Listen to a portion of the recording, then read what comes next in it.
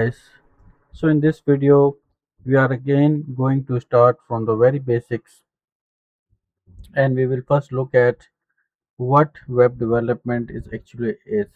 Okay, so this is the okay, first we will understand what is web architecture. ये क्या है?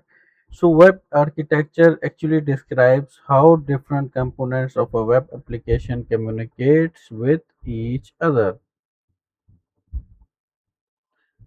ठीक है, मतलब कि कैसे जो वेब के कंपोनेंट्स हैं वो आपस में एक दूसरे के साथ कम्युनिकेट करते हैं, इसको हम बोलते हैं वेब आर्किटेक्चर। इसमें होता क्या है कि पहले जो है क्लाइंट रिक्वेस्ट करता है वेब सर्वर से, और वेब सर्वर जो है उसके उसके पीछे एक बैक एंड होता है। ठीक है, और वहाँ से वो रिस्पॉन्स जाता है डेटाबेस को और वो सारा काम हो जाता है। इसकी एग्जांपल मैंने आप लोगों को पिछले लेक्चर में भी दी थी। जैसे फेसबुक है, तो क्लाइंट हम हैं, हम क्या करेंगे, रिक्वेस्ट भेजेंगे फेसबुक के वेब सर्वर को, फेसबुक को रिक्वेस्ट चलेगी, वो वेब सर्वर है। अब उसके पीछे जो बैक एंड है, जो सारा प्रोग्राम हुआ हुआ है उसका, अगर मतलब फॉर एग्जांपल अगर मैं कोई साइन अप करता हूँ, रजिस्ट्रेशन करता हूँ, फेसबुक पे अपना अकाउंट बनाता हूँ, तो वो क्या होगा, वो जो बैक एंड है वो क्या करेगा, वो डेटाबेस को रिक्वेस्ट करेगा और डेटाबेस में मेरा सारा डाटा जो है वो स्टोर करवाएगा। ठीक है, अब आते हैं कि डीएनएस क्या है। तो आप सब लोगों को पता है, it actually stands for domain name server. और गाइस हमें ज़ाहिर-सी बात है कि अब याद तो नहीं रहेगा कि अपना आईपी एड्रेस याद रखना तो हर उसका मुश्किल है। जैसे गूगल का अपना आईपी एड्रेस होगा, फेसबुक का अपना होगा, तो उसको याद रखना तो बहुत मुश्किल है। तो व्हाट डीएनएस डू कि it actually helps to find the IP address associated with that domain name. ठीक है? तो जैसे ही गूगल से रिक्वेस्ट जाएगी डोमेन नेम सर्वर को, वो उसको हम जब भेजेंगे तो वो क्या करेगा, हमें जो भी उसका आईपी एड्रेस होगा वो उसमें उसको कन्वर्ट कर देगा। अब आता है एचटीटीपी और एचटीटीपीएस। एचटीटीपी का आप लोगों को पता है, हाइपर टेक्स्ट ट्रांसफर प्रोटोकॉल। और जो भी हमारी कम्युनिकेशन होती है क्लाइंट की सर्वर के साथ, ठीक है, तो वो हमारे इसी से होती है, हाइपर टेक्स्ट ट्रांसफर प्रोटोकॉल से। मतलब जब भी आप फेसबुक पे कुछ लिखते हो, ठीक है, जैसे ये मैं लिखता हूँ W H T T P S, तो H T T P S dot ChatGPT dot com, तो इसके बगैर तो होगा नहीं। ठीक है, यही लिखना पड़ेगा कम्युनिकेशन के लिए वेब सर्वर के साथ। अच्छा, H T T P S क्या है? For more secure communication, H T T P secure, साथ में सिक्योर आ जाता है इसके। ठीक है, ये इंक्रिप्टेड होता है एक्चुअली, और more it is more secure. और इसको हम इस तरह से लिखते हैं, H T T P S और फिर डबल डॉट। ठीक है, तो ज़्यादा जो सिक्योर कम्युनिकेशंस होती हैं ये वहाँ पे यूज़ होता है, सिक्योर कम्युनिकेशन के लिए।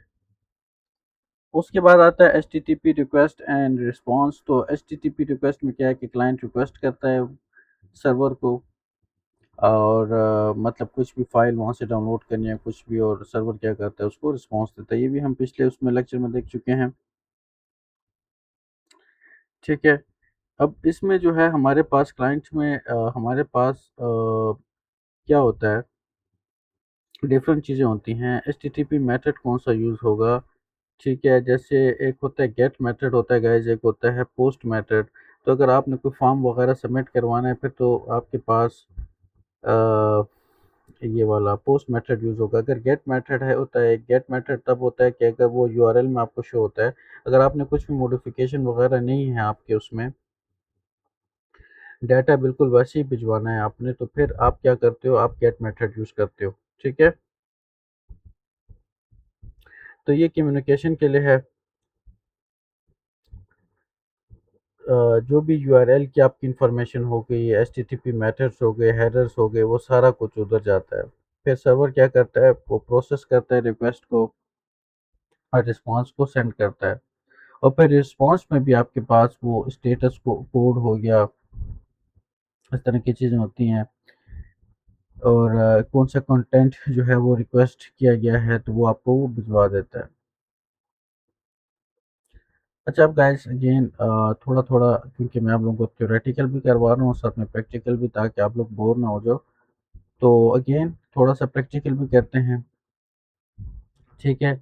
अब HTML लिंक्स और इमेजेस ये मैंने यहाँ पे बताए हैं, और ये मैं आप लोगों को टाइप करके भी बताता हूँ वहाँ पे। तो अगर HTML को आपने मतलब आपने अगर कोई लिंक लगाना है, कि अगर मतलब गूगल का नाम लिखा हो, जैसे ही मैं उस पर क्लिक करूँ तो वो इस लिंक पर चला जाए google.com पे। तो उसके लिए आप क्या यूज़ करते हो, AHREF, ठीक है, hyper reference is equal to, वो जो भी लिंक होगा वो लिख लोगे, फिर क्लोज करोगे उसको, और उसके बीच में आप क्या लगाओगे, वो चीज़ लिखो कि जो आप चाहते हो कि डिस्प्ले हो। ठीक है, आप चाहते हो गूगल विजिट गूगल लिखा है, तो फिर आप विजिट गूगल लिख दो।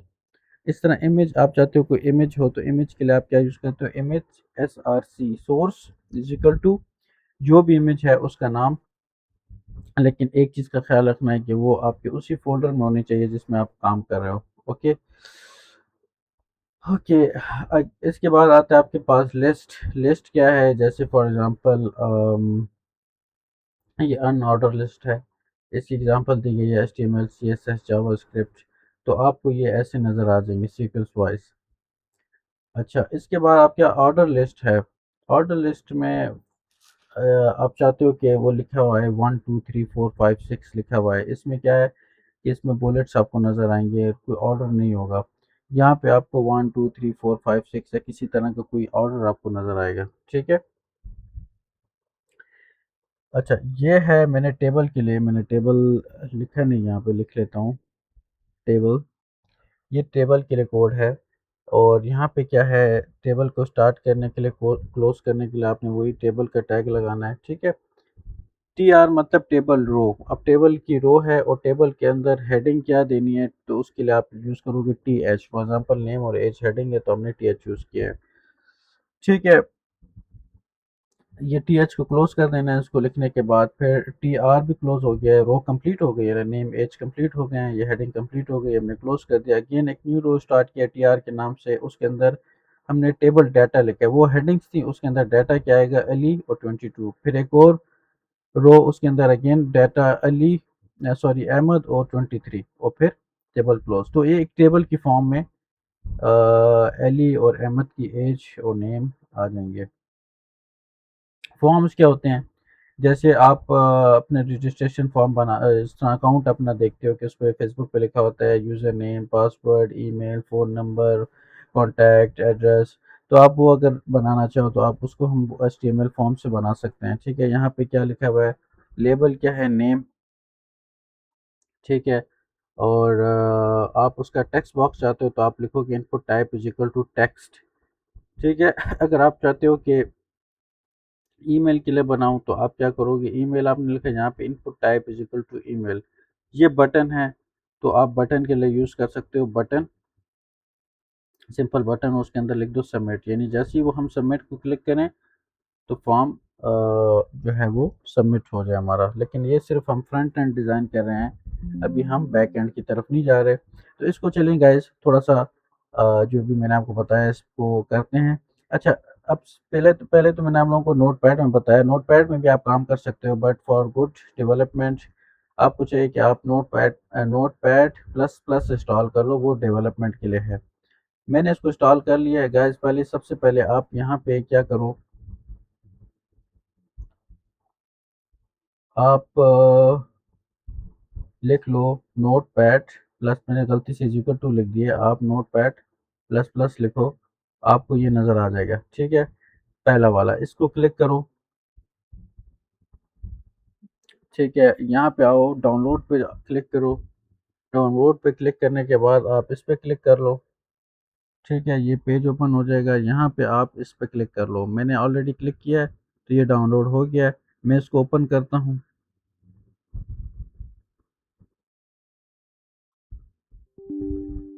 Yes.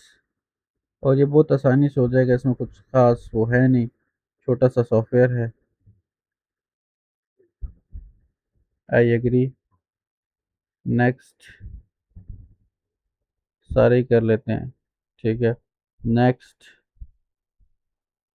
Create shortcut on desktop कर लें, स्टॉल, 2 मिनट में स्टॉल भी हो जाएगा, ठीक है। इसमें कुछ खास है नहीं, जस्ट इसको फिनिश करते हैं और रन भी कर लेते हैं। ये रहा हमारा नोट पैड प्लस प्लस, ठीक है। अब मैं इसमें एक न्यू प्रोग्राम ओपन करता हूँ, न्यू करें, ठीक है। और अब मैंने क्या करना है, अब आप क्या करो, HTML के लिए लिखते हैं, तो HTML यहाँ पे क्लोजिंग के लिए भी आ जाएगा। देखिए हम ये थोड़ा सा डेवलपमेंट के लिए अच्छा है, देखें खुद ब खुद आ जाता है। हेड, हेड के अंदर आपको मैंने क्या बताया था, आप ज़्यादातर क्या लिखते हो, टाइटल लिखते हो। टाइटल में आप बेशक लिख लो लेक्चर 2। अब मुझे कुछ समझ नहीं आ रहा तो मैं यही लिख लेता हूँ, ठीक है। अच्छा, तो टाइटल में वो शो हो जाएगा। फिर इसके बाद आता है आपके पास बॉडी, और बॉडी के अंदर एक्चुअल कोडिंग होती है, आप लोगों को पता है। इसको भी मैं क्लोज कर लेता हूँ, ऐसा ना हो कि आखिर में भूल जाऊँ, तो भूलने से बेहतर है कि पहले से ही मैं इसको नीचे लिख लेता हूँ। अच्छा, हेडिंग 1, और हेडिंग 1 में भी मैं इसको क्लोज कर लेता हूँ। अच्छा, अब इसमें अंदर मैं लिखता हूँ कि इमेज, नहीं पहले क्या था, लिंक था, सॉरी लिंक, पहले लिंक करते हैं फिर इमेज करते हैं। तो लिंक के लिए क्या है गाइस, सबसे पहले आपने लिखना है href इज इक्वल टू, और यहाँ पे आप कुछ भी लगा दो, https और www.google.com, ठीक है। और इसको क्लोज करते हैं। क्लोज इस तरह भी ए से क्लोज नहीं करना, जस्ट यहाँ से ऐसे करना है, और इस पे आप कुछ भी लिख सकते हो। क्लिक हेयर, मैं यहाँ पे लिख लेता हूँ क्लिक हेयर, आप कुछ भी टाइप कर दो यहाँ पे अपनी मर्जी का। और यहाँ पे फिर मैं क्या करता हूँ, ओब्लिक के साथ इसको क्लोज करना होता है, ठीक है। जो भी टैग होगा उसको आपने ओब्लिक के साथ क्लोज करना है। अब मैं इसको सेव करता हूँ। अब सेव करने के लिए मैंने जैसे आप लोगों को बताया था, डेस्कटॉप पे फिलहाल कर लेते हैं, और इसको हम क्या करते हैं, lecture2.html के नाम से हम इसको सेव करते हैं। और ठीक है, अब मैं क्या करता हूँ, ये क्या एरर दे रहा है,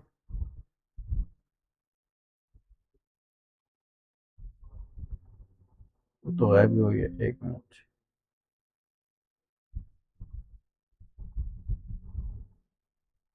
ठीक है। ये है मेरा सेव हो गया। ये देखिए गाइस, अब मैं यहाँ पे क्लिक करूंगा ना, तो ये कहाँ पे जाएगा, गूगल पे, देख लिया आपने, ठीक है। और क्या करना है इसमें,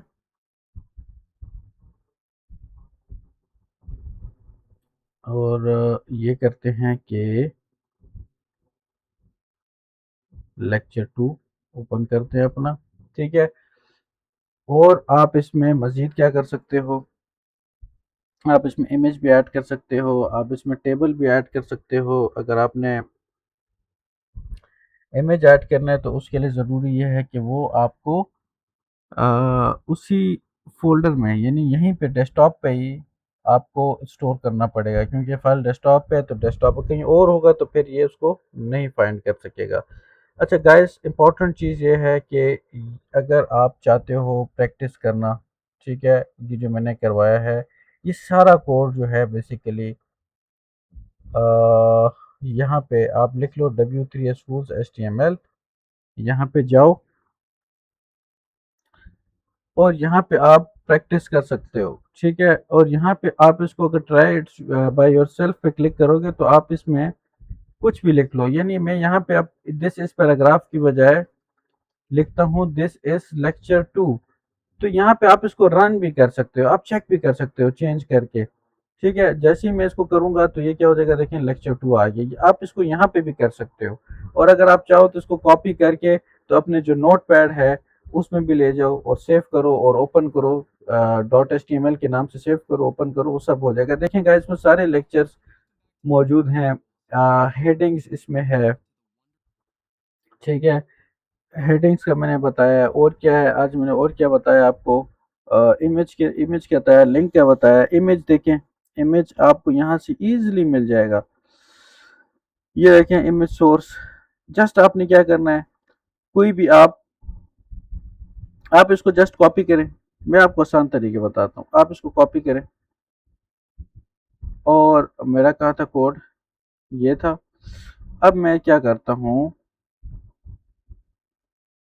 इसको यहाँ पे पेस्ट कर दें, ठीक है। अगर आप खुद चाहते हो, आप टाइप करके करना चाहते हो, तो आप वो भी कर सकते हो। इमेज सोर्स इक्वल टू जो भी उसका इमेज होगा वो दें। अच्छा, ये इतना ज़रूरी चीज़ नहीं है, अगर आप इसको चाहो तो आप इसको हटा भी सकते हो, ठीक है। इसको मैं हटा देता हूँ फिलहाल, ऐसे ही तंग कर रहा है। अब आप क्या करो, अब आप देखो कि आपके कंप्यूटर में कोई भी इमेज हो, मैं उसको लेता हूँ और मैं पिक्चर्स पे जाता हूँ, कोई है ही नहीं पिक्चर।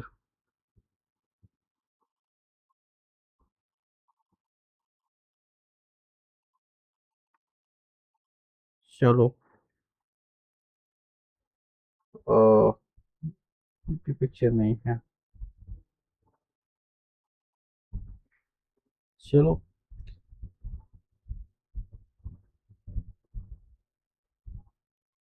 चलो, ये मैंने अपने फेसबुक के लिए पोस्टर बनाया था, चलो यही कॉपी कर लेते हैं, ठीक है। यही कॉपी करके मैं लगा लेता हूँ यहाँ पे पेस्ट। अब आपने जो नाम आप यहाँ पे दोगे, आपने उस उधर भी वही नाम देना है, तो आप इसको ये नाम दे दो, हमारे पेज का जो नाम है स्टैक एकेडमी, ठीक है। मैंने इसको स्टैक एकेडमी लिख दिया, और उसके बाद हम ये करते हैं कि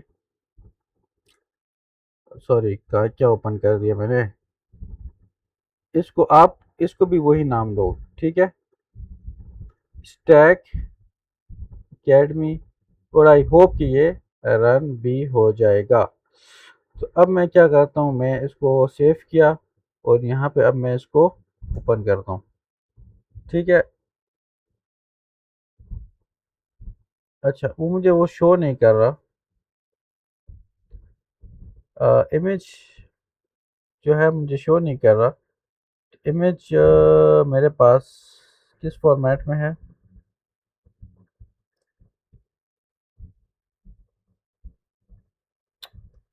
प्रॉपर्टीज,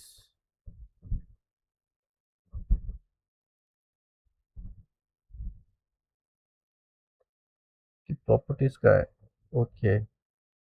चलो, इसको मैं कॉपी करता हूँ इस नेम को, पीएनजी। अच्छा देखें, ये पीएनजी के नाम से है, तो मैंने जो डॉट जेपीजी लिखा है, that's why it's not working.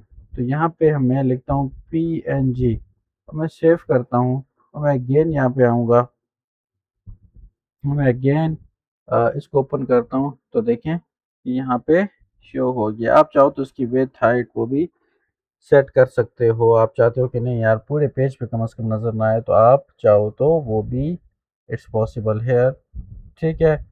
तो आप क्या कर कर सकते हो, आप इसके चाहो तो आप इसकी विड्थ हाइट भी चेंज कर सकते हो। लेकिन यहाँ पे खुद ही भी आ गया। अब इसका ये कमाल है, आप नोट प्लस प्लस में नोट पैड में करते तो उधर वो ये चीज़ ना होती, ठीक है। तो विथ, अगर आप जैसे लिखोगे विथ, और आप दे दो 100 px, और मैं इसको, ओके मैंने शायद कोड गलत लिख लिया है, दूसरा वाला बंद कर देते हैं, थिंक ये वाला इज इक्वल टू तो नहीं था। अब मुझे भी थोड़ा सा भूल गया है, बट ओके, ये भी नहीं है। इसको पी एक्स शायद नहीं लिखना, आई डोंट रिमेम्बर एग्जैक्टली। अगर हम हेल्प ले लेंगे, अगर अभी भी ना हुआ तो। W3 स्कूल्स जो मैंने आपको वेबसाइट बताई है,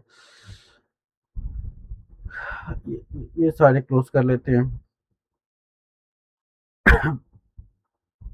ठीक है, अब मुझे हेल्प चाहिए, तो आप देखो क्या करो, आप इमेजेस में मैं आया,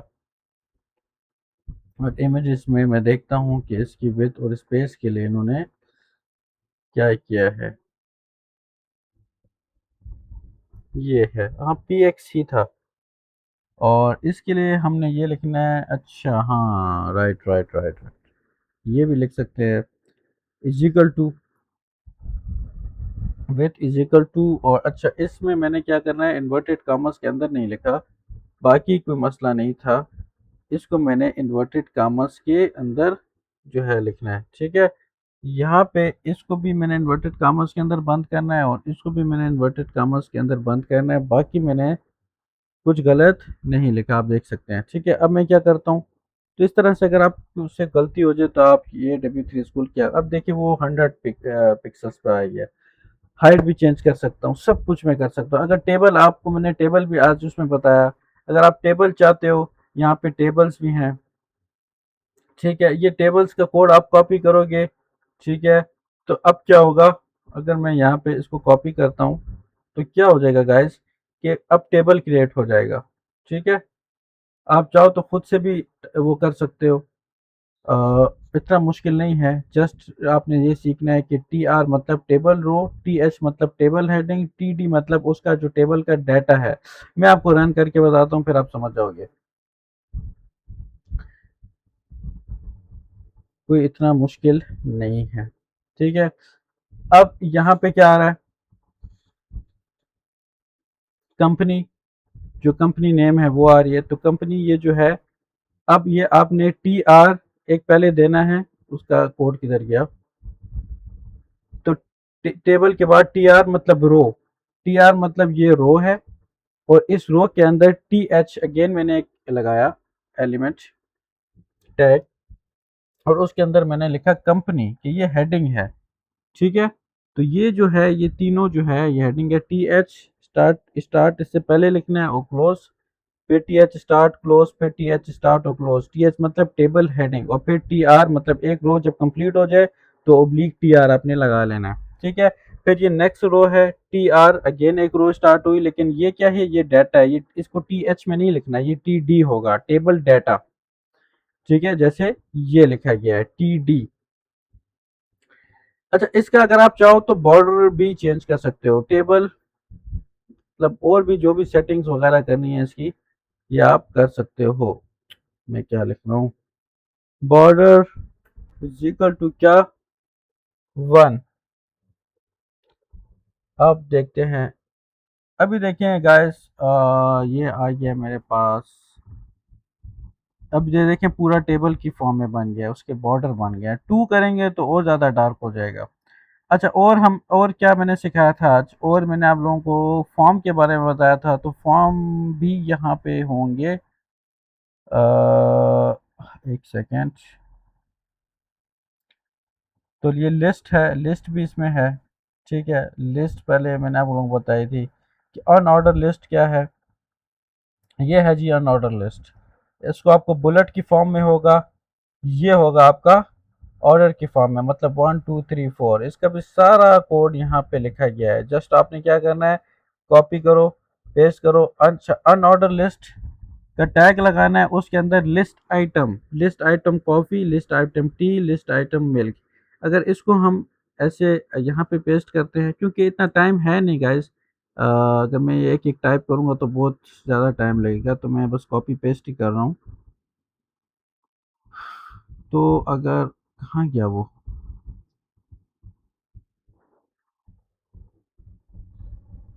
तो ये देखें, अब अनऑर्डर लिस्ट में क्या है, बुलेट की फॉर्म में नज़र आ रहा है। ठीक है, तो ये आपको इस तरह से नज़र आएगा। अगर मैं इसको ऐसे कर लूँ कि मैं कहता हूँ कि भाई नहीं यार, ऑर्डर की फॉर्म में 1 2 3 की फॉर्म में आए, तो फिर क्या होगा, यहाँ पे ओ एल लिखना है आपने, अनऑर्डर लिस्ट नहीं, ऑर्डर लिस्ट। ठीक है, और अंदर क्या करना है, एल आई मतलब लिस्ट आइटम, ये लिस्ट आइटम का नेम है। बहुत आसान HTML सीखना। अब देखिए 1 2 3 की फॉर्म में आ गया। अच्छा, और क्या है गाइस? और फॉर्म है, तो फॉर्म यहाँ पे कहाँ मिलेंगे हमें? ये है फॉर्म। तो मतलब अगर आप कोई रजिस्ट्रेशन फॉर्म बनाना चाहो या लॉगिन बनाना चाहो, फर्स्ट नेम ये है, लास्ट नेम ये है, सबमिट बटन, तो उसके लिए जस्ट आपने क्या करना है, सबसे पहले फॉर्म लेना है, फॉर्म का टैग, फॉर्म क्लोज्ड। फिर क्या आपने लेना है, फिर आपने क्या करना है कि लेबल से क्या होता है, लेबल से मतलब कि वो लेबल आ जाएगा, जैसे यहाँ पे दिया गया फर्स्ट नेम। ठीक है, अगर आप इसको नहीं भी लिखोगे तो कोई मसला नहीं है। लेबल का टैग बेशक आप हटा भी सकते हो, वो इतना इंपॉर्टेंट नहीं है, उसकी जगह आप डायरेक्ट लिख दो एफ नेम, तब भी वो शो कर लेगा। ये इंपॉर्टेंट चीज़ है। Input type is equal to text. ठीक है, इनपुट टाइप टेक्स्ट से क्या होगा, टेक्स्ट बॉक्स आ जाएगा। Input type is equal to email लिखेंगे तो ईमेल की फॉर्म में वो देगा उसको। ठीक है। अच्छा, अभी और इनपुट टाइप्स भी देखते हैं। अब टेक्स्ट बॉक्स में तो आपको इस तरह से शो होगा ना, फर्स्ट नेम ये है, लास्ट नेम ये है, हमने type is equal to text दिया है, तो हमें ये टेक्स्ट बॉक्स शो हो रहा है। अब और आपको टाइप्स बताता हूँ। रेडियो बटन्स, रेडियो बटन्स क्या होते हैं, ये होते हैं। ठीक है, जिसमें अगर आप फॉर एग्जांपल इसको भी सेलेक्ट करते हो, आप इसको भी, इसमें से एक को सेलेक्ट कर सकते हो। ठीक है, मतलब जेंडर क्या है, मेल है, फीमेल है, क्या है, तो आप या मेल को सेलेक्ट कर सकते हो या फीमेल को, तो उसके लिए आप रेडियो बटन यूज करोगे। तो ये रेडियो बटन का कोड है। उसके लिए आपने क्या करना है, input type is equal to radio, ये लगाओगे तो आपको ये शो हो जाएगा। ठीक है, बेशक ये बाकी की चीजें अगर आप नहीं भी लिखते तो कोई मसला नहीं है, जस्ट ये इंपॉर्टेंट है, input type is equal to radio. Input type is equal to radio लिखेंगे तो वो हो जाएगा आपका काम। ठीक है, इस तरह चेक बॉक्सेस क्या होते हैं, इस तरह से अगर आप एक से ज्यादा पे क्लिक करना चाहते हो तो फिर आप चेक बॉक्सेस लगाओगे। गाइस, अगर आप लोगों को वीडियो पसंद आई हो तो काइंडली इसको लाइक और सब्सक्राइब कर दें। Thank you so much. Allah हाफिज़।